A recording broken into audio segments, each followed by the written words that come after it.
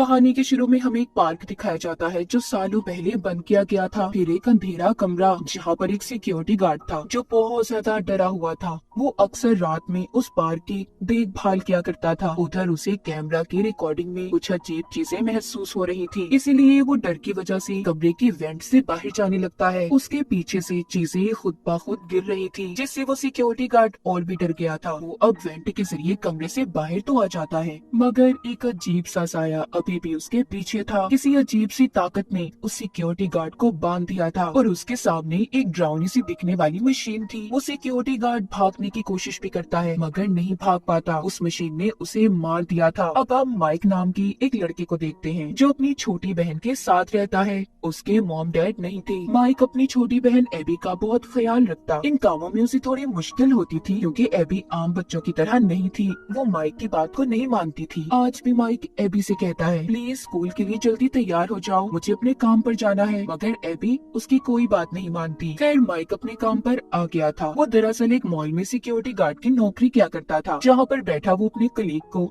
एक किताब दिखाता है। कहता है, मैं इसे अक्सर पढ़ता हूँ। ये किताब हमें हमारे सपनों से जोड़ती है। हम अपने सपनों में जाकर चीजों का पता चला सकते हैं। अब जब वो बैठा ये बातें कर रहा था तभी उसके साथ एक अजीब सा हादसा होता है। वो देखता है कि एक आदमी एक बच्चे को जबरदस्ती खींचकर अपने साथ ले जा रहा था। माइक जल्दी से ये देखकर उस आदमी के पास जाता है। माइक को ये लग रहा था कि वो आदमी शायद किडनैपर है। वो बच्चे को अगवा करके अपने साथ ले जाना चाहता है, इसलिए माइक उस आदमी को बहुत मारता है। मगर बाद में माइक को पता चलता है कि वो आदमी जिसे वो किडनैपर समझ रहा था वो तो असल में उस बच्चे के डैड थे और इसी वजह से माइक को नौकरी से निकाल दिया गया था। अब माइक को एक काउंसलर के पास दिखाया जाता है जो माइक को बता रहा था कि तुम्हारे बर्ताव की वजह से तुम्हें बहुत सी जॉब से निकाला जा चुका है। चलो मैं तुम्हें एक जॉब नौकरी के बारे में बताता हूँ जो एक अम्यूजमेंट पार्क में है।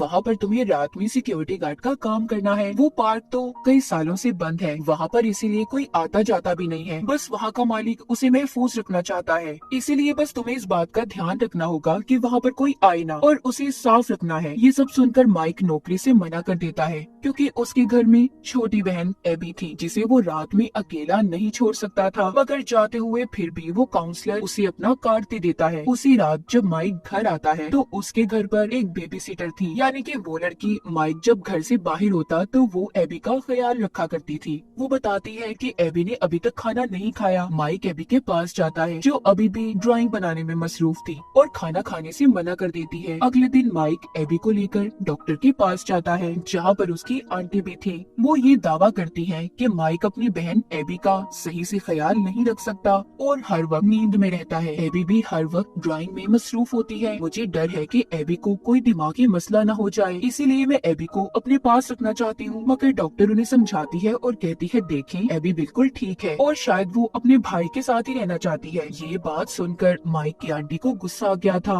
वो माइक को कोर्ट के पेपर देकर कहती है कि अगर तुमने खुद मेरे पास एबी को ना भेजा तो मैं तुम्हारे ऊपर केस कर दूंगी। इतना कहकर वो वहाँ से चली गई थी। अब माइक डॉक्टर को बताता है कि मेरी आंटी को एबी की कोई फिक्र नहीं है, वो बस पैसों के लिए ये सब कर रही है। मेरे पास कोई नौकरी भी नहीं है। पर फिर मैं ये सोचता हूँ मुझे एबी को आंटी के पास भेज देना चाहिए। तभी डॉक्टर कहती है, नहीं, तुम्हारे से अच्छा तुम्हारी बहन का कोई ख्याल नहीं रख सकता, इसलिए बस अपनी अच्छी सी नौकरी तलाश करो। अब रात को माइक जब सो रहा था तो वो अपने सामने एक तस्वीर को देखता है जो कि जंगल की थी। वो उसे देखते देखते सो गया था और अपने सपने में खुद को उन्हीं जंगलों में पाता है। जब वो छोटा था तो अपने मॉम डैड और छोटे भाई के साथ छुट्टियां मनाने गया था। सभी बहुत खुश थे, मगर तभी उधर अचानक से एक अनजान आदमी आया जो अपनी गाड़ी में माइक के छोटे भाई को अगवा कर ले गया। इसी के साथ माइक भी नींद से जाग जाता है। अब वो काउंसलर को कॉल करता है क्योंकि उसके पास नाइट सिक्योरिटी गार्ड की नौकरी करने के अलावा कोई दूसरा रास्ता नहीं था, इसीलिए उसने नौकरी के लिए हाँ बोल दिया था। काउंसलर भी बहुत खुश होता है और अब वो उसे सारी जानकारी देता है उसी पार्क के बारे में जिसका नाम फ्रेडी फिशबियर्स था। वो बताता है कि कुछ सालों पहले ये पार्क बच्चों में बहुत मशहूर था, बहुत पसंद किया जाता था, मगर एक हादसे की वजह से इसे बंद कर दिया गया। पार्क में कैमरास भी लगाए हुए हैं, बस तुम्हें इस बात का ध्यान रखना है कि पार्क में कोई दाखिल ना हो।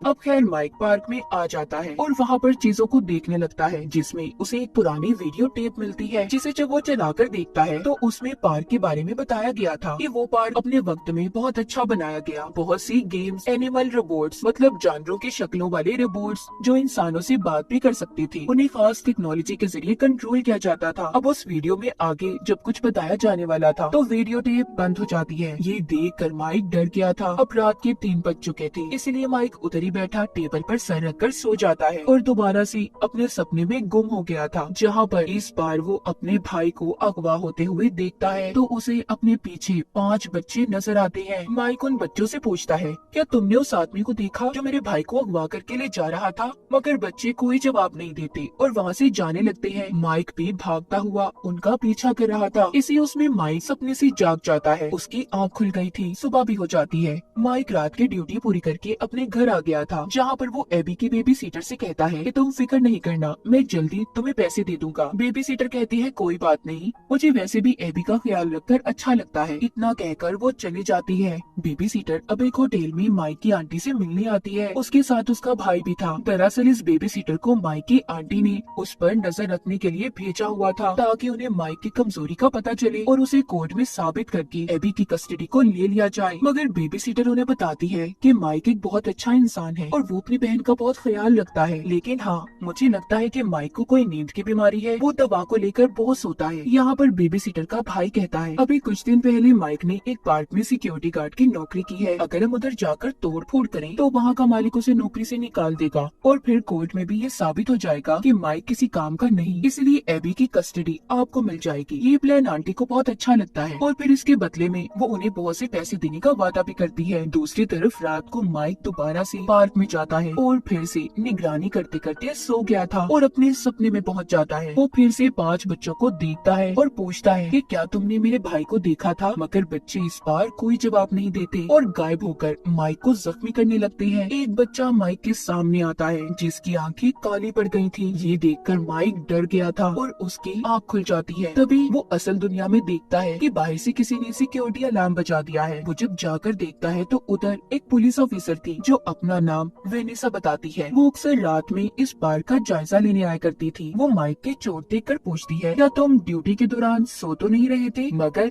ये क्या, चोट तो माइक को सपने में लगी थी, तो हकीकत में वो कैसे जख्मी था? और क्या वेनिसा इस बारे में सब कुछ जानती थी, जो हमें आगे आगे कहानी में पता चलेगा। खैर वेनिसा अंदर आ जाती है और माइक से बातें करने लगती है। वो बताती है कि क्या तुम जानते हो इस पार्क में कोई सिक्योरिटी गार्ड ज्यादा देर तक नहीं टिक पाता। सुना है यहाँ पर अजीब अजीब हादसे होते हैं। कई साल पहले यहाँ पर कुछ बच्चों को अगवा करके लाया गया, मगर छानबीन करने पर कुछ नहीं मिला, इसलिए पार्क को बंद कर दिया गया। वेनिसा पार्क में माइक को एक बटन जलाकर दिखाती है जिधर कुछ एनिमल रोबोट्स जिसमें बियर, भालू, बनी, चिकन सभी म्यूजिक बजा रहे थे। माइक सब देखकर बहुत हैरान होता है। इतनी देर में सुबह भी हो गई थी। वेनिसा जाते हुए माइक से कहती है पार्क के मामलात को गहराई से जानने की कोशिश मत करना, सिर्फ अपने काम से काम रखना, अपनी ड्यूटी पर ध्यान देना। इतना कहकर वो वहाँ से चली जाती है। माइक भी अपने घर आ गया था। पीछे पार्क में बेबी सीटर का भाई कुछ गुंडों को लेकर वहाँ जाकर तोड़ फोड़ कर रहा था, तो तभी वो एनिमल रोबोट जो पार्क में थी खुद बखुद जिंदा हो जाते हैं और सबको बहुत ही बेरहमी से मार दिया था।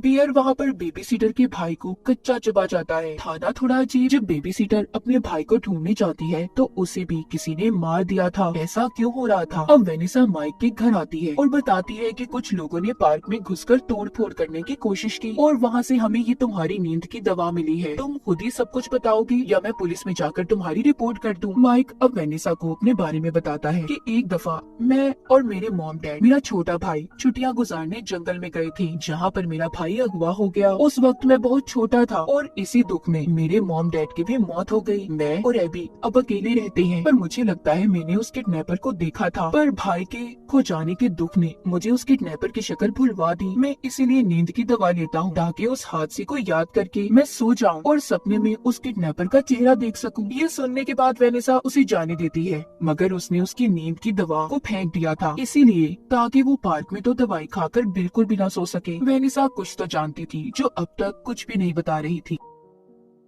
अगली रात जब माइक अपनी ड्यूटी पर जाने लगता है तो बार बार बेबी सीटर को कॉल करता है ताकि वो एबी के पास आ जाए, मगर माइक इस बात को तो जानता ही नहीं था कि बेबी सीटर की तो मौत हो चुकी थी। फिर अब वो एबी को अपने साथ ले आता है। पार्क में पहुंचकर सबसे पहले वो साफ सफाई करता है और फिर एबी को एक टेंट बनाकर उधर ही अपने ऑफिस में सुला देता है, ये कहकर कि उसे यहाँ से बाहर नहीं जाना, और खुद भी सो जाता है। तभी एबी को किसी बच्चे की आवाज आती है। वो माइक को उठाने की कोशिश कर रही थी, मगर वो तो दवा खाकर गहरी नींद में था। एबी अब बाहर जाती है और देखती है उसके सामने एनिमल रोबोट्स हैं जो उससे बात भी कर रहे थे। उधर माइक नींद में अपने सपने में गुम था, जहाँ पर वो फिर से एक बच्चा देखता है। वो उससे पूछता है कि तुम उन्हीं बच्चों में से हो ना जो इस पार्क में गायब हुए थे और तुमने भी किडनैपर को देखा है। वो बच्चा कहता है, अगर मैं तुम्हें किडनैपर के बारे में बता दूं तो बदले में तुम मुझे क्या दोगे। इतने में उसे चीख सुनाई देती है। असल में माइक की आँख खुल गई थी, चीख एबी की थी, मगर सपने में से उठने से पहले माइक ने देखा कि वो बच्चा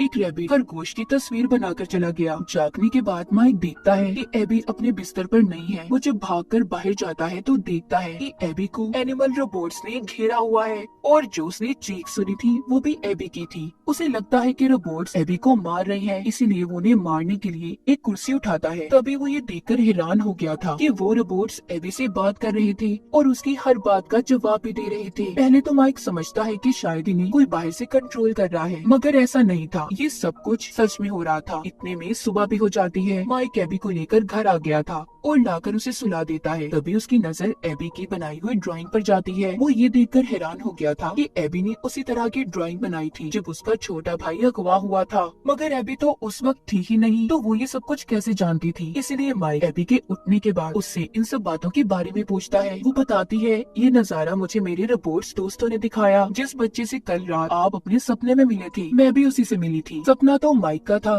तो एबी इन सब बातों के बारे में कैसे जानती थी। वो एबी से पूछता है, या उन्होंने तुम्हें किसी किडनैपर के बारे में बताया। एबी कहती है, उन्होंने मुझे ऐसा तो कुछ नहीं कहा, बस एक येलो रैबिट खरगोश की बात कर रहे थे। अब रात को वेनिसा उसी पार्क में दिखाई जाती है। वो एक दीवार को बहुत ही गौर से देख रही थी जिस पर एक ड्राइंग बनी हुई थी, एक येलो रैबिट और उसके साथ 5 बच्चे थे। इतने में माइक भी एबी को लेकर वहाँ पर आ जाता है। एबी फौरन से अपने दोस्तों के साथ खेलने चली गई थी। वेनिसा उसे देखकर बहुत खुश होती है। वो बिल्कुल भी हैरान नहीं थी, शायद इन सब बातों के बारे में वो पहले से जानती थी। वो माइक को बताती है कि कहा जाता है जो बच्चे गायब हुए थे उनकी आत्माएं इन रिपोर्ट्स को चलाती हैं। अब आखिरकार तंग आकर माइक वेनिसा से पूछता है कि यहाँ पर सब क्या चल रहा है, जिस पर वेनिसा कहती है कि माइक तुम्हें कभी भी एबी को यहाँ पर लाना नहीं चाहिए था। माइक कहता है, इस पार्क में कुछ तो अजीब है। मुझे ऐसा महसूस होता है कि यहाँ पर आकर कि जैसे मैं अपने भाई के किडनैपर के बहुत करीब हूँ। ये सुनकर वेनिसा कहती है, तुम्हारी बेहतरी इसी में है, सबसे दूर रहो। तभी माइक की नजर कोने में पड़ी एक मशीन पर पड़ती है जो किसी यूनिफॉर्म की तरह लग रही थी। ऐसा लग रहा था कि जैसे मशीन को कोई पहन भी सकता है। माइक जब इन सब बातों के बारे में वेनिसा से पूछता है, मगर वो फिर से उसे कुछ भी बताने से मना कर देती है। वो बस इतना बताती है कि इस मशीन से दूर रहो, ये नुकसान पहुंचा सकती है। ये दिखाने के लिए जब उसके पास वो एक लकड़ी को फेंकती है तो वो मशीन फौरन से उसके टुकड़े कर देती है। अब ये दोनों बाहर आ गई थी। बाहर आकर देखती है कि एबी अब भी उन रोबोट्स के साथ खेल रही थी। खेलते खेलते उसका हाथ बनी के गिटार पर लग जाता है जिससे बिजली का झटका लगा था और वो बेहोश हो गई थी। जब उसे होश आता है तो माइक उसे अपने साथ घर ले जाने लगता है। वेनिसा जाते हुए माइक से कहती है कि प्लीज अब एबी को कभी भी यहाँ पर मत लाना, वरना इससे भी कुछ बुरा हो सकता है। माइक भी इन सब बातों से डर गया था, इसलिए अगले दिन वो आंटी को कॉल करके घर पर एबी का ख्याल रखने के लिए बुलाता है और खुद फिर से नाइट ड्यूटी के लिए पार्क में आ गया था और दवा खाकर दोबारा से अपने सपने में जाने के लिए सो जाता है। इस बार उसका सपना बदल चुका था। वो अपने सामने अपने मॉम डैड और अपने भाई को देखता है जो बिल्कुल ठीक थे और उससे बात कर रहे थे। तभी वो देखता है उसके पीछे 5 बच्चे थे, वही बच्चे जो इसे पहले सपने में दिखाई दिए थे। वो बच्चा कहता है कि मैं जानता हूँ तुम क्या चाहते हो, तुम अपने गुजरे हुए कल को वापस लाना चाहते हो ना, तुम अपने मॉम डैड अपने भाई को जिंदा करना चाहते हो। ऐसा हो सकता है, बस बदले में हमें एबी दे दो। उसके मॉम डैड भी इस बार यही कह रहे थे, मगर एकदम से माइक बोलता है नहीं, ये सब एक विजन ख्याल है मेरा। मेरे मॉम मॉम डैड, मेरा भाई मर गया है, उन्हें कोई भी वापस नहीं ला सकता। जब वो उन्हें एबी को देने से इनकार करता है तो चीजें अब बदलने लगी थी। सब कुछ उसके इर्द गिर्द का गायब हो जाता है। बच्चे उस पर हमला करते हैं, उसे चोट पहुंचा रहे थे। एकदम से माइक अपने सपने से जाग जाता है। वो असल दुनिया में देखता है किसी ने बांध कर उसे बिठाया हुआ है। ये जगह एक स्टोर रूम थी, वही कमरा जो हमने कहानी के शुरू में देखा। वो देखता है वहाँ पर बेबी सीटर और बहुत सी लोगों की लाशें पड़ी हैं। वो खतरनाक मशीन अब माइक को भी मारने वाली थी, मगर वो अपने आप को किसी तरह छुड़वाकर वहाँ से भाग जाता है। उधर एबी घर में जो अपनी आंटी के साथ थी, माइक के सपने वाला बच्चा उसके पास आता है, जिसने आंटी पर हमला करके पहले ही उन्हें बेहोश कर दिया था, और आकर एबी से कहता है हमारे साथ चलो, तुम्हारी आंटी सो रही है।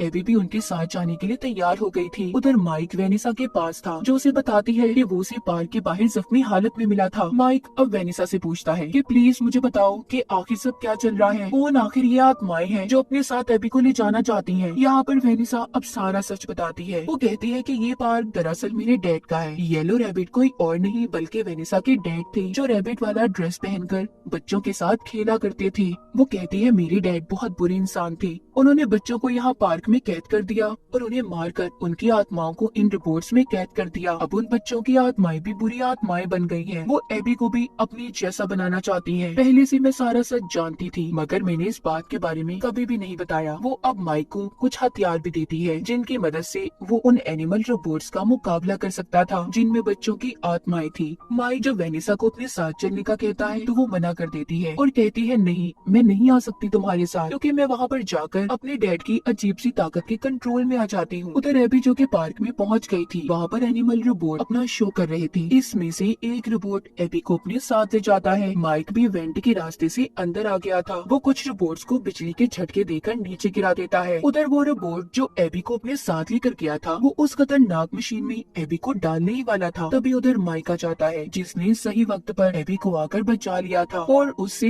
माफी मांगता है कि आइंदा वो उसे कभी भी अकेला नहीं छोड़ेगा। तभी हम येलो रैबिट को देखते हैं, जो साइज में बहुत बड़ा था। असल में ये आदमी वेनिसा का डैड था, जो अब तक जिंदा था और बच्चों की आत्माओं को कंट्रोल करता था। और ये कोई और नहीं बल्कि वही काउंसलर था, जिसने माइक को यहाँ पर नौकरी दी थी। वो काउंसलर जिसने रैबिट का मास्क पहना हुआ था, बच्चों की आत्माओं को अब भी माइक को मारने के लिए उकसा रहा था, जो एनिमल रोबोट्स में कैद थी। वो माइक से कहता है कि हाँ, मैंने ही तुम्हारे भाई को अगवा करके मारा था, अब तुम्हें भी वैसे ही मारूंगा। मगर तभी उधर वेनिसा आ जाती है, जिसने आकर एबी को बचा लिया था और अपने डैड को उधर ही रुक जाने का बोलती है और कहती है नो डैड, अब मैं आपको कोई भी गलत काम करने नहीं दूंगी। यहाँ पर अब सही कहानी सामने आती है कि वेनिसा ही थी जो शुरू से अब तक हर काम में अपने डैड का साथ दे रही थी। उसके डैड लोगों को मारती और वेनिसा इस सच को छुपा कर रखा करती थी। अब वेनिसा ने जब अपने डैड पर बंदूक कर ली थी, मगर उसके डैड उसे भी मार गिराते हैं। माइक जो जख्मी था, वो एबी से कहता है कि तुम्हारे दोस्त इस आदमी के इशारों पर चलते हैं, उन्हें समझाओ कि इस आदमी ने उनका खून किया था और आज तक उनकी आत्माओं को अपने कंट्रोल में करके गलत काम करवाता है, तुम उन्हें समझा सकती हो। ये सुनकर एबी अब एक ड्राइंग बनाती है और उसे एक दीवार पर लगा देती है। उसमें एबी ने बनाया कि एक येलो रैबिट है